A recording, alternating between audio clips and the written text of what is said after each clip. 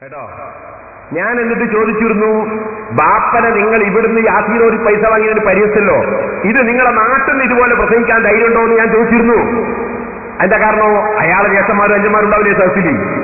അത് ഞാൻ അപ്പൊ മൂപ്പര് പറയാ, അവിടെ വാ നാട്ടിലേക്ക്. മൗലവി, ഞാൻ ചോദിച്ച എനിക്ക് ധൈര്യമുണ്ടോന്നല്ല, നിങ്ങൾക്ക് ധൈര്യമുണ്ടോന്നാ. എന്നോട് അങ്ങോട്ട് വാത് അയാൾ പ്രസംഗിക്കാൻ ഞാൻ അതുകൊണ്ട് നിങ്ങൾ നാലിച്ച് ഇയാളെ ബുദ്ധി. ഇയാളോട് ഞാൻ ചോദിച്ചു നിങ്ങളെ നാട്ടിൽ പോയിട്ട് പറയാൻ ധൈര്യമുണ്ടോ. അപ്പൊ എന്നോട് അങ്ങോട്ട് വാ നാട്ടിലേക്ക്. അതിന് നിങ്ങൾക്ക് പ്രസംഗിക്കാൻ ധൈര്യമുണ്ടോന്നാ ചോദിച്ചേ, അല്ലാതെ എനിക്ക് ധൈര്യമുണ്ടോ നിങ്ങളോട് ചോദിച്ചോ. ഞാനെന്താ പണ്ടാര പറഞ്ഞ പോലെ ഞാനിങ്ങ് വാ നീ അങ്ങ് പോകുന്നുണ്ടോ ഞങ്ങൾ അതുപോലെ പറയുന്ന ആളാണോ ഞാൻ? അപ്പൊ അതുകൊണ്ട് നിങ്ങൾക്ക് നിങ്ങളുടെ നാട്ടിൽ പോയിട്ട് യാസീനോടിനെ പറ്റി പറയാൻ ധൈര്യമുണ്ടോന്നാ ചോദിച്ചു. ധൈര്യം ഉണ്ടെങ്കിൽ പോയി പ്രസംഗിച്ചിട്ട് എന്നെ വിളിച്ച് നിങ്ങൾ കണ്ടോന്ന് ചോദിച്ചിട്ട് മറുപടി പറയാനുണ്ടോ എന്ന് വെച്ചിട്ട് വിളിക്കുക. ആദ്യം നിങ്ങൾ പോയി പ്രസംഗിച്ചു എന്നെ വിളിച്ചു നാട്ടിലേക്ക്. പിന്നെ എന്നോട് ഇയാൾ പറയാണ്, ഞാൻ എന്റെ ബാപ്പനെ മാത്രമല്ല പറഞ്ഞത് എല്ലാരെയാണ്.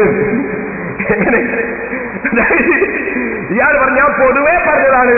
പൊതുവേ പറഞ്ഞ ആളുകളെ ബാപ്പയും പറ്റിയിട്ടുണ്ട്, ബാക്കിയുള്ള എല്ലാവരും ബാപ്പാരും പറ്റിയിട്ടുണ്ട് അല്ലേ.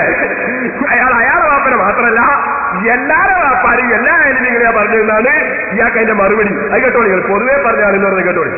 ഓക്കെ,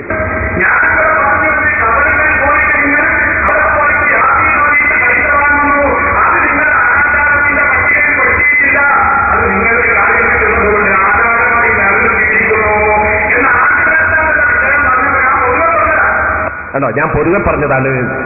പൊതുവെ പറഞ്ഞാണെന്ന് അർത്ഥം എന്താ? എന്റെ ബാപ്പാനെ മാത്രമല്ല ബാക്കിയുള്ളവരെയും കൂടിയാണ്. മറ്റേത് വെറും ബാപ്പാനെ മാത്രമല്ലേ ഞാൻ പറഞ്ഞിട്ടുള്ളൂ. ഇപ്പൊ നോക്കുമ്പോ അയാൾ പറയുന്ന എന്റെ ബാപ്പാനെ മാത്രമല്ല പൊതുവെ പറഞ്ഞാണ്, എല്ലാരെയും പറഞ്ഞതാണ്. എന്തൊരു സാധനമാണിത്? അയാൾ മറുപടിയാണ് പൊതുവെ പറഞ്ഞതാണ്.